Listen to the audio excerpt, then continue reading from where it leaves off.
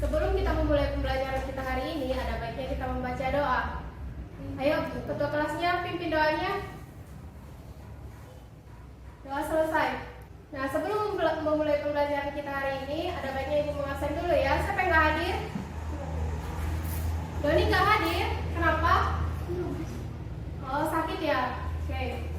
Hari ini kita akan belajar mengenai gaya. Adapun tujuan pembelajaran kita hari ini agar kita mengetahui pengertian dari macam-macam gaya dan kita mengetahui bagaimana gaya mempengaruhi suatu benda. Hari ini kita akan mempelajari gaya. Terlebih dahulu kita harus mengetahui apa itu gaya. Siapa yang tahu apa itu gaya? Iya, Nisa? Iya, bagus. Dorongan. Siapa lagi? Gaya itu adalah tarikan atau dorongan yang kita berikan kepada suatu benda. Anak-anak ibu sekalian, ada 5 macam gaya yang akan kita pelajari hari ini. Yang pertama yaitu gaya otot. Gaya otot ini kita lihat pada gambar ada seorang anak yang mendorong meja. Nah, dalam gaya ini seorang anak dapat memindahkan meja karena gaya dari otot. Nah, yang kedua adalah gaya listrik. Gaya listrik ini karena adanya suatu muatan listrik dalam suatu benda. Yang ketiga ada gaya magnet, yaitu gaya magnet yang terdapat dalam suatu benda. Kemudian ada gaya gravitasi. Gaya gravitasi ini adalah tarikan dari bumi. Contohnya bisa kita lihat ada buah yang jatuh ke bawah. Nah, kenapa buah itu jatuh ke bawah? Karena adanya gaya gravitasi. Kemudian yang terakhir ada gaya gesek. Nah, di sini gaya gesek yang terjadi yaitu antara dua benda, yaitu aspal dan ban roda sepeda dari seorang anak. Untuk lebih memahami pelajaran kita hari ini mengenai gaya, Ibu akan membagi kelompoknya menjadi 3 kelompok. Jadi dalam satu kelompok itu ada 5 orang. Nah, silakan bentuk kelompoknya. Nah, sekarang udah ada kelompoknya masing-masing. Bagus. Nah, sekarang masing-masing kelompok akan membahas mengenai jenis-jenis gaya. Kemudian dari kelompok itu kita akan membentuk kelompok ahli.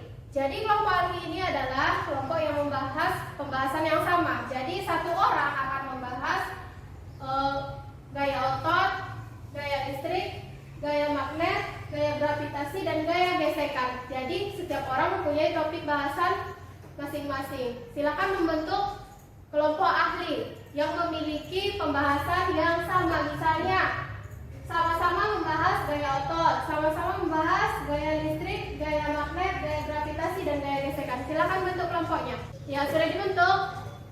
Sekarang silakan baca bukunya dan pahami mengenai topik bahasan masing-masing. Nah, sekarang sudah paham semua topiknya masing-masing. Silakan kembali ke kelompok semula.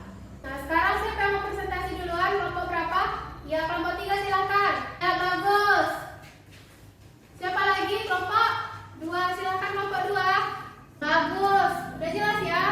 Sekarang kelompok terakhir, kelompok 1. Bagus. Nah, sekarang kita akan menyimpulkan pelajaran kita hari ini mengenai gaya. Gaya itu adalah tarikan atau dorongan yang kita berikan kepada suatu benda. Jadi, gaya memiliki 5 macam. Ada gaya apa aja tadi?